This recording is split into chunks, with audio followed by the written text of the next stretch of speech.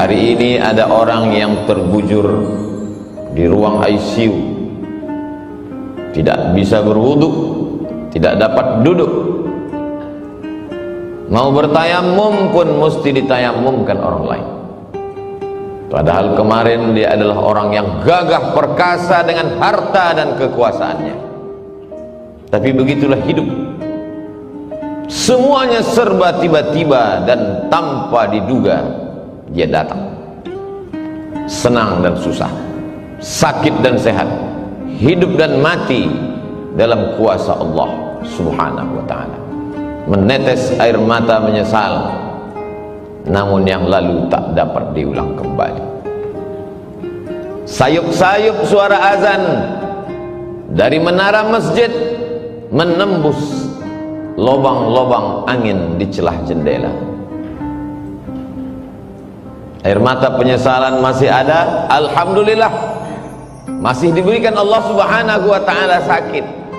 Bagaimana dengan yang mati mendadak secara tiba-tiba melangkah keluar dari rumah, bukan dengan kata bismillah, tidak pula bismillah tawakkaltu 'ala Allah wala haula wala quwata illa billah, tapi dalam perbuatan maksiat dan dosa. Kematian datang tiba-tiba.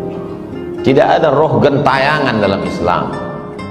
Roh dalam kuasa Allah Subhanahu wa ta'ala.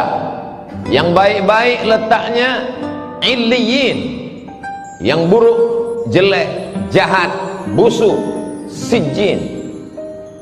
Tidak ada satupun manusia yang bisa memanggil, mengundang, mendatangkan roh manusia.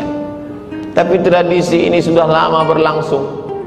Ketika Syekh Muhammad Abduh dalam masa pelariannya ke Paris, Prancis, bersama tokoh Islam yang terusir dari Mesir, Jamaluddin Al-Afghani. Mereka juga punya tradisi di sana menghadirkan roh, dan Syekh Muhammad Abduh diundang dalam acara itu.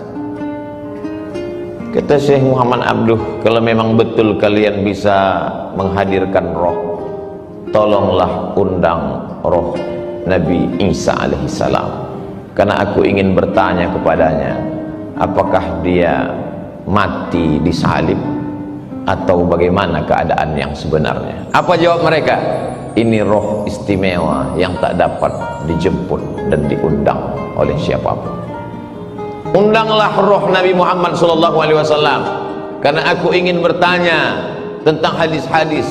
Aku ragu apakah ini hadis sahih atau hadis dhaif. Kata mereka, ini roh spesial, itu hanyalah silat lidah belaka, roh dalam kuasa Allah Subhanahu wa ta'ala. Lalu kalau ada yang bisa mendatangkan roh sesungguhnya, siapa yang berkata itu? Mengapa suaranya mirip? Mengapa dia tahu lokasi tempat kejadian peristiwa per pekan, per hari, per jam, per detik? Karena sesungguhnya manusia lahir dia didampingi oleh jin yang disebut dengan qarin. Ya'shu an dzikrir rahman, siapa yang tidak berzikir mengingat Allah, nuqayyid lahu syaitanan fahuwa lahu qarin, maka kami akan ikatkan ke tubuhnya syaitan, dan syaitan itu menjadi fahuwa lahu qarin, yang senantiasa bersama dengan dia. Itulah mengapa kita pagi membaca wirid-wirid Al-Fatihah, Qul huwallah, Qul a'udzu bil falaq, Qul a'udzu birabbin nas, pangkal Al-Baqarah, ayat kursi, ujung Al-Baqarah. Para mursyid tarekat Naqsyabandiyah, Syadziliyah, Al-Khalwatiyah, Al-Qadiriyah memilih wirid-wirid tertentu, diajarkan dan diamalkan murid supaya terselamat dari godaan jin syaitan. Tapi kemudian ada orang yang berkawan, berteman dengan setan, dia panggil setan, lalu kemudian setan itu berkata, akulah si fulan, suaranya mirip, tahu berbagai peristiwa yang pernah terjadi dalam kehidupannya. Sesungguhnya itu adalah setan memanggil setan. Islam mengajarkan roh dalam genggaman qudrat, iradat, kuasa Allah Subhanahu wa ta'ala. Ada masanya roh itu ditiupkan kembali ke dalam jasad untuk merasakan azab kubur dan nikmat kubur. maka kita mendoakan mereka, Allahumma ja'al qabrahu raudatan min riyadil jinan, jadikanlah kuburnya salah satu dari taman-taman surga. Tapi ada juga doa supaya dijauhkan, la taj'al qabrahu hufratan min hufarin niran, jangan sampai kuburnya menjadi salah satu lubang dari lubang-lubang neraka. Itu pula yang dipesankan Sayyidina wa Maulana wa Syafi'ina wa Dzukhrina wa Qurrati A'yunina Muhammadin sallallahu alaihi wasallam kepada Sayyidatuna Aisyah radhiyallahu anha. Kalau engkau lewat di pemakaman Baqi, janganlah mulutmu diam saja, doakanlah mereka, assalamualaikum ya ahla diyar minal mu'minin wa inna insyaallahu bikum lahiqun, yarhamullahul mustaqdimina wal mustaakhirin, nas'alullah lana walakumul afiyah. Assalamualaikum ya ahla diyar, keselamatan untuk kamu wahai penghuni kubur. Wa inna insyaallahu bikum lahiqun, sesungguhnya kami pun akan menyusul kamu, lambat laun, esok pagi, petang, sore, pasti akan menyusul kamu. Yarhamullahul mustaqdimin, Allah mencurahkan rahmatnya untuk orang yang mati duluan, wal mustaakhirin, dan yang datang belakangan. Nas'alullah lana walakumul afiyah. Kami tetap selalu memintakan kebaikan kepadamu ya Allah, ya dzal jalali wal ikram, ya fa'alul lima yurid, ya man qada amran innama yaqulu lahu kun fayakun. Ketika roh itu sudah berpisah dengan jasad, jasad itu pun lalu kemudian jantung berhenti berdetak, napas paru-paru tak lagi berhembus, maka darah berubah menjadi nanah, nanah membusuk hanya menjadi santapan cacing tanah. Tapak rumah yang dibeli dengan hasil kerja keras, arsitek yang diundang, dipanggil khusus untuk menggambar sesuai dengan selera, uang halal haram hantam semuanya, sampai masanya satu jengkal pun tidak ada yang mau menerima jasad di rumah itu, tetap diasingkan ke tempat yang jauh, taman pemakaman umum. Mana raja-raja, sultan-sultan Melayu yang gagah perkasa, Siak Sri Indrapura, tidak dikenang. Tapi siapa yang mengenang? Yang dikenang adalah Masjid Shahabuddin, sempat membangun masjid. Itulah mengapa para ulama, para alim ulama mengingatkan para zu'ama, penguasa, untuk membangun masjid. Karena ketika ruh sudah berpindah ke alam barzakh, barzakh artinya pemisah, dia tidak disebut dengan dunia karena orangnya sudah mati meninggalkan dunia. Dia tidak disebut dengan akhirat karena alam masih terkembang, dunia belum kiamat. Pemisah antara dunia dengan akhirat, dia adalah alam barzakh. Mana bupati, gubernur dan wali kota, semuanya selesai dalam 2 periode, mati menghadap Allah. Tapi masjid yang pernah dia bangun dalam wilayah kekuasaannya, namanya tak dikenal, tak diingat orang, tapi pahala tetap mengalir ke liang lahat kuburnya. Ketika kekuasaan masih ada di ujung tangan, tanda tangan masih berlaku, tolonglah agama Allah, karena semuanya hanya sekedar mimpi belaka. An-nasu niyam, manusia ini semuanya tertidur.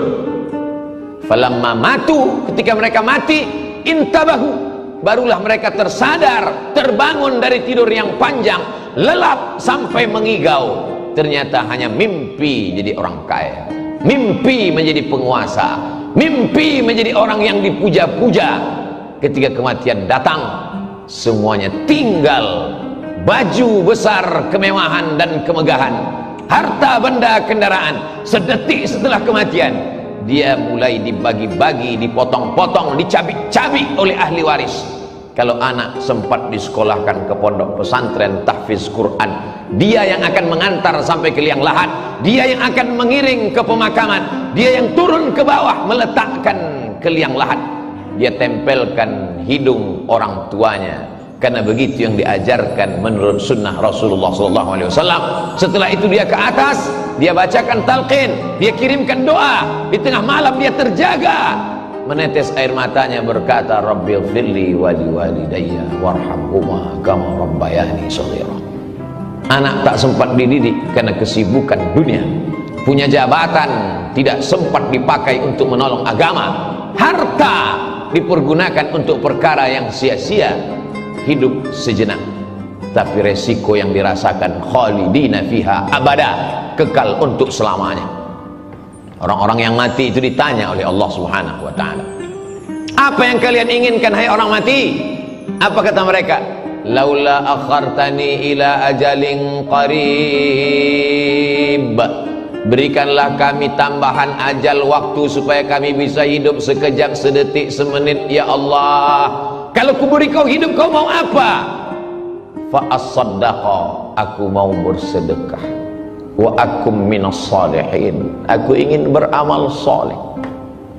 Dulu waktu disiakan, kalau masih sempat wudhu zuhur untuk sholat asar, karena sholat asar hampir saja waktu zuhur itu berakhir, masih lagi di ujung laknat Allah, tapi masih turun rahmat Allah. Tapi kalau sholat itu tinggal nyata tanpa ada beban karena dilakukan berkali-kali, la kafarata laha illa dzalik, tidak ada yang bisa menebus sholat kecuali sholat itu sendiri. Semua tinggal menjadi kesia-siaan. Wa qadimna ila ma amilu min amalin, semua amal perbuatan yang sudah kau lakukan dulu kami datangkan, kau lihat, kau pandang di depan kelopak matamu.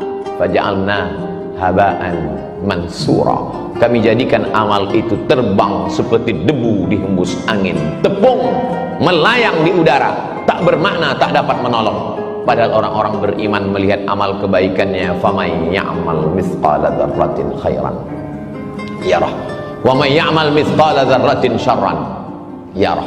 Tapi apa mau dikata? Kata-kata tak lagi bermakna, penyesalan hanya tinggal derita yang dibawa menghadap Allah Subhanahu wa ta'ala.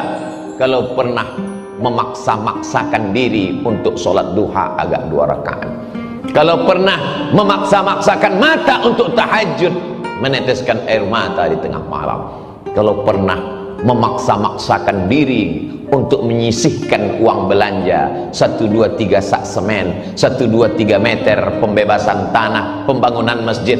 Kalau kau tidak hafal Quran, biayailah anak penghafal Quran, kelak dia akan mengajar menjadi imam, mengalir juga setetes 2 tetes pahalanya.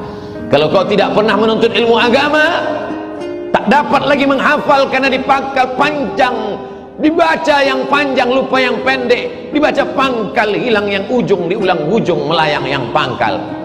Maka bantulah fakir miskin dan du'afa, karena itu sajalah lagi satu-satunya harapan yang dapat menolong ketika ajal tiba menghadap Allah Subhanahu wa ta'ala. Sampai masanya yarji'usnani, yang 2 pulang ke rumah, maluhu, mobilnya, surat tanahnya, STNK, BPKB, semua kembali pulang ke rumah. Wa ahluhu, keluarga, anak, menantu, handai tolan, suami, istri, kawan, jiran, tetangga, semua pulang ke rumah. Hari pertama, kedua mereka meneteskan air mata, hari keempat, kelima mereka mulai tertawa, hari keenam, ketujuh hanya tinggal kenangan semata. Mana yang mengalir? Kalau pernah mengajarkan Al-Fatihah, alif bata, diamalkan anak cucu keturunan. Mana yang tetap mengalir sampai kematian? Kalau pernah mewakafkan Al-Quran, tak dapat Al-Quran surat Yasin, sehari 2 hari sempatkan menjenguk fakir miskin, yatim dan du'afa, mengusap kepala mereka, 1, 2, 3 bungkus, semeter 2 meter, 1, 2, 3 sak. Itu sajalah yang dapat menolong di hadapan Allah Subhanahu wa ta'ala. Isma syi'ta, hidup sesuka hatimu. Mau hidup dengan cara Fir'aun, silakan. Mau hidup dengan cara Qarun, silakan. Mau hidup dengan cara apapun, silakan. Fa innaka mayyit, karena sesungguhnya kau akan jadi mayat, kau akan menjadi bangkai, kau akan diperebutkan oleh cacing tanah. Semuanya akan kembali menghadap Allah. Yang jahat mati, yang baik pun mati. Semua orang siap mati, tapi tak banyak yang memikirkan apa yang akan dihadapi setelah kematian. Barakallahu li wa lakum fil Qur'anil azim, wa nafa'ani wa iyyakum bima fihi minal ayati wadh-dhikril hakim, wa taqabbala minni wa minkum tilawatahu innahu huwal ghafurur rahim. Alhamdulillahilladzi bi ni'matihi tatimmus shalihat, wassalatu wassalamu ala sayyidis sadat wa ala alihi wa ashabihi ahlil fadaili wal karamat. Asyhadu an la ilaha illallah wahdahu la syarika lah, wa asyhadu anna sayyidana Muhammadan 'abduhu wa rasuluhu wa safiyuhu min khalqihi وخليله أدى الأمانة وبلغ الرسالة ونصح للأمة وتركنا على المحجة البيضاء ليلها كنهارها لا يزيغ عنها إلا هالك. قال الله تعالى في القرآن العظيم وهو أصدق القائلين: أعوذ بالله من الشيطان الرجيم بسم الله الرحمن الرحيم والعصر إن الإنسان لفي خسر إلا الذين آمنوا وعملوا الصالحات وتواصوا بالحق وتواصوا بالصبر. وقال تعالى في آية أخرى: إن الله وملائكته يصلون على النبي يا أيها الذين آمنوا صلوا عليه وسلموا تسليما. اللهم اغفر للمسلمين والمسلمات والمؤمنين والمؤمنات الأحياء منهم والأموات برحمتك يا أرحم الراحمين. اللهم انصر الإخواننا المجاهدين المستضعفين في فلسطين وفي روهينيا وفي كل مكان من مشارق الأرض إلى مغاربها. اللهم أعز الإسلام والمسلمين واخذل الكفرة والمشركين ودمر أعداءك أعداء الدين. اللهم ادفع عنا الغلاء والوباء والفحشاء والربا والزنا والمنكر والسيوف المختلفة والشدائد والمحن ما ظهر منها وما بطن من بلدنا هذا خاصة ومن بلدان المسلمين عامة. عباد الله، أوصيكم ونفسي بتقوى الله وطاعته فقد فاز المتقون. إن الله يأمر بالعدل والإحسان وإيتاء ذي القربى وينهى عن الفحشاء والمنكر والبغي يعظكم لعلكم تذكرون. فاذكروا الله العظيم يذكركم واسألوه من فضله يعطكم ولذكر الله أكبر والله يعلم ما تصنعون.